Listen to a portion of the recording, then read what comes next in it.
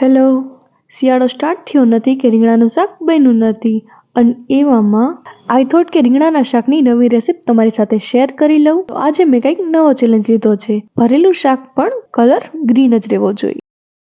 Welcome to taste of kitchen, જ્યાં નવી અને હેલ્ધી રેસીપી તમને જોવા મળશે.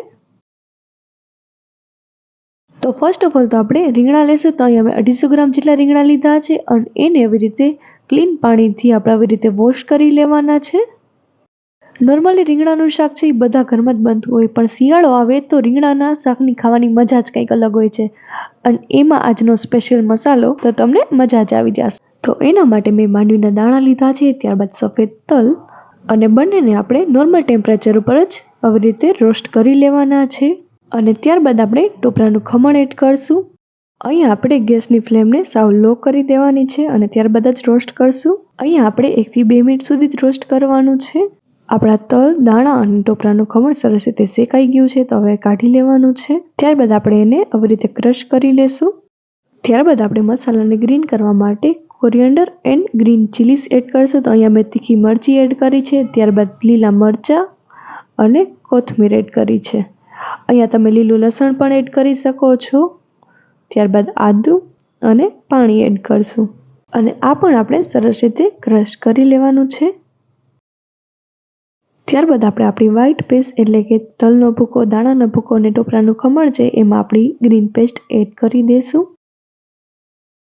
અને ત્યારબાદ મસાલામાં આપણે ધાણા જીરું એડ કરશું, ત્યારબાદ ટર્મરિક, સોલ્ટ અને સુગર એડ કરશું અને સાથે સાથે ઓઇલ અને હિંગ એડ કરશું અને બધું જ સરસ રીતે આપણે મિક્સ કરી લેવાનું છે.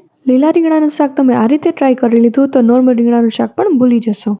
મસાલો આપણો એકદમ રેડી છે, તો આપણે રીંગણામાં મસાલો ભરશું. તો એના માટે આપણે રીંગણામાં કાપા આવી રીતે પાડી લેવાના છે. પહેલાં આપણે બધા જ રીંગણાના આવી રીતે કાપા પાડી લેશું.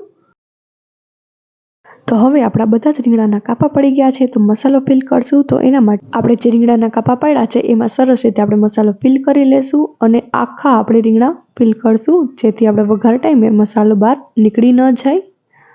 અને આવી રીતે આપણે કમ્પ્લીટ ભરવાના છે, જોઈ શકો છો.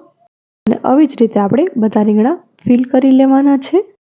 નોર્મલી રીંગણાના શાક તો ઘરે ઘરે બનતું જ હોય, પણ આ એક સ્પેશિયલ મસાલો છે, એ ટ્રાય કરશો તો શાક તમારું એકદમ સરસ બનશે. રીંગણા આપણા ફિલ થઈ ગયા છે, તો હવે વઘાર કરશું. તો એના માટે મેં ઓઇલ લીધું છે. ત્યારબાદ રાઈ એડ કરશું અને રાઈ ચડી જાય ત્યારબાદ આપણે ટમેટા એડ કરશું. ત્યારબાદ હળદર એડ કરી દઈશું અને બધું જ સરસ રીતે આપણે હલાવી લેવાનું છે. ટમેટા સરસ રીતે ચડી જાય ત્યારબાદ આપણે રીંગણા એડ કરશું.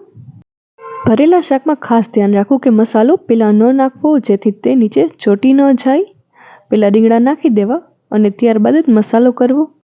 અહીંયા આપણે રીંગણાને એક વખત આવી રીતે હલાવી લેવાનું છે અને ત્યારબાદ જ મસાલો એડ કરશું. તો અહીંયા મેં એક્સ્ટ્રા બીજો કંઈ મસાલો નથી એડ કર્યો, જે આપણે ભરેલા મસાલાનો મસાલો તૈયાર કર્યો છે એ જ એડ કર્યો છે અને ત્યારબાદ પાણી એડ કર્યું છે. અને ફરી આપણે બધું જ સરસ રીતે મિક્સ થઈ જાય એવી રીતે આપણે હલાવી લેવાનું છે. તો છે ને એકદમ ઇઝી રેસીપી. 95% કામ તો આપણું પતી ગયું છે. તો હવે આપણે એને ખાલી વિસલ જ વગાડવાની છે. તો અહીંયા આપણે ઓનલી 2 જ વિસલ વગાડશું. અહીંયા પણ ખાસ ધ્યાન રાખશું, જો ઝાઝી વિસલ વાગી જાય તો શાક ગળી પણ જાય અને સાથે પાણી ઓછું હોય તો ચોટી પણ જાય. જોઈ શકો છો કે શાકની 2 વિસલ વાગી ગઈ છે અને આવી રીતે કુકરની વિસલ છે એ ઊંચું કરીને જ આપણે ઓપન કરશું. તો જોઈ શકો છો કે આપણું ગ્રીન રીંગણાનું શાક એ એકદમ સરસ રીતે ચડી ગયું છે. તો હવે આપણે સર્વ કરશું. સોવર વિન્ટર સ્પેશિયલ ગ્રીન રીંગણાનું ભરેલું શાક એકદમ રેડી છે. એકવાર જરૂર ટ્રાય કરજો. Thank you for watching. Subscribe for more video.